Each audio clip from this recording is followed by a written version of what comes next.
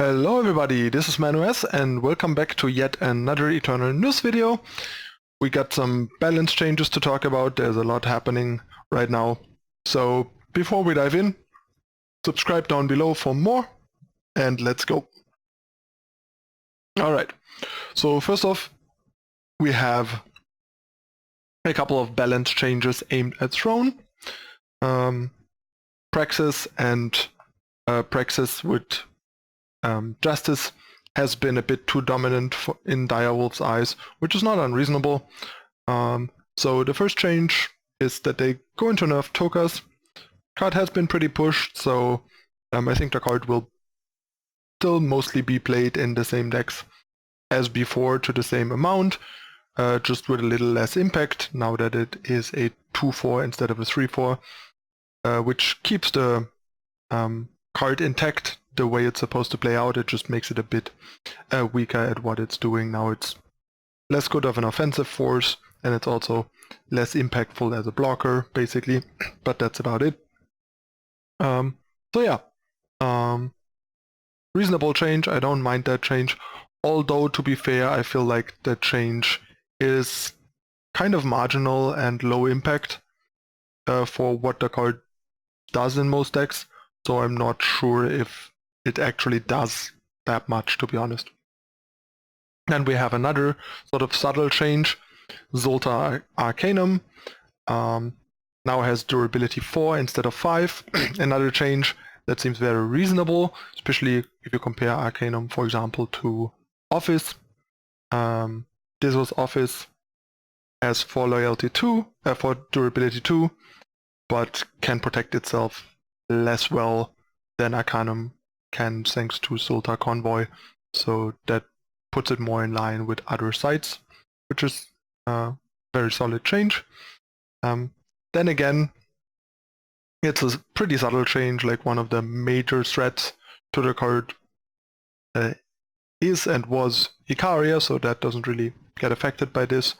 So otherwise the difference between 4 and 5 is quite subtle, I would argue, the way things play out in reality. So another card that basically will remain the same and won't be like particularly affected by it. There will just be a couple of corner cases here and there where opponents can kill the side where they otherwise couldn't, making it slightly less impactful, which is fine. I mean, I like these kind of subtle nerfs in the hopes that they tone down things enough that there is no need for like high impact nerfs that ruin cards or decks.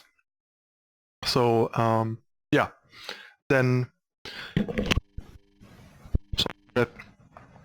last but not least for Throne, we have Edict of Shafka now cost 2 instead of 1. That's not unreasonable if you compare it to the other edicts, which almost all cost 2. This is slightly weaker than the others, I would argue, since the others all sort of unconditionally answer the things they host. So if they hit it, if they can, if it meets the criteria of the influence asked for, the card is gone. It's destroyed, it's transformed, or it's sent to the bottom of the deck.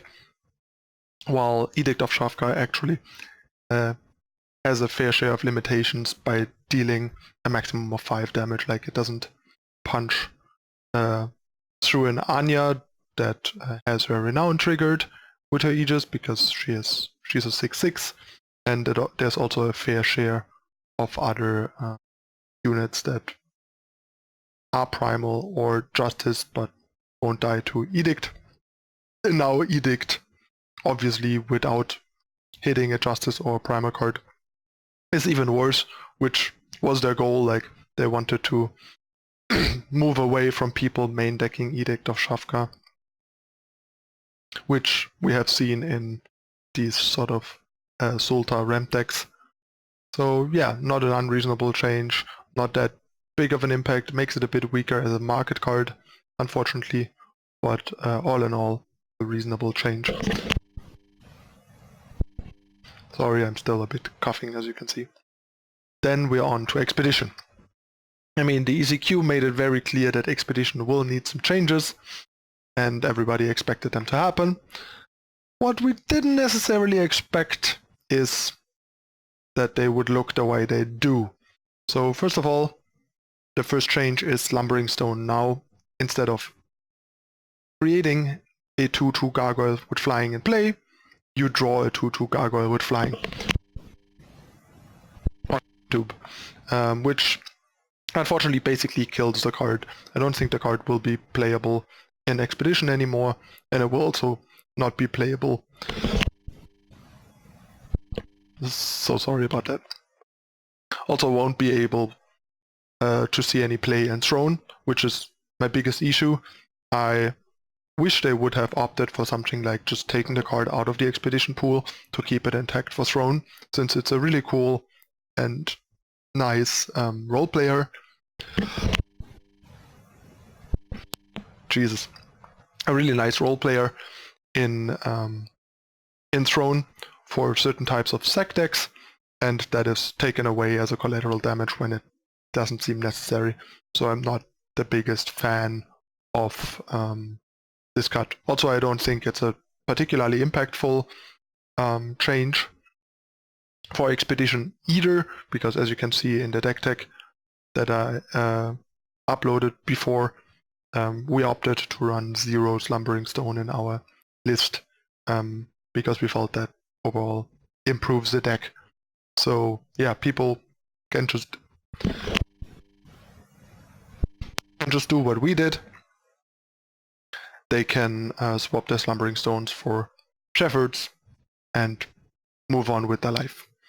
Next we have Worthy Cause, now cost 2 instead of 1. The card was very efficient, although it had its limitations, especially early on. Now it's a lot more clunky.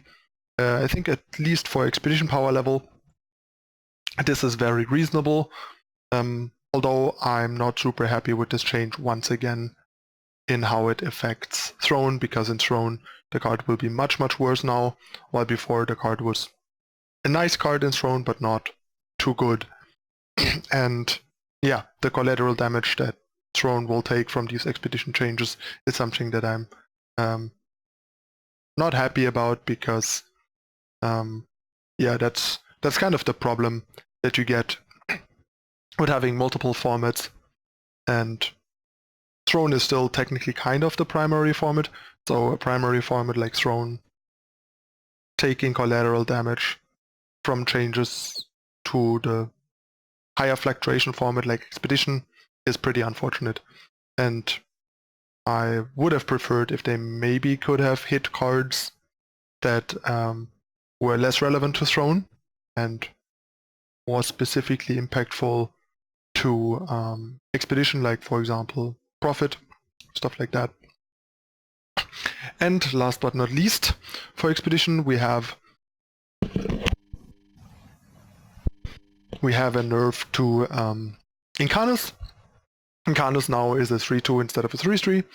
That's a very reasonable change, I think.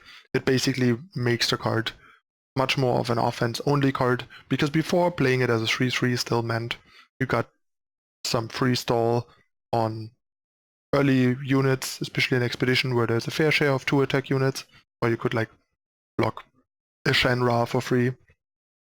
Stuff like that. You basically didn't lose too much momentum on board.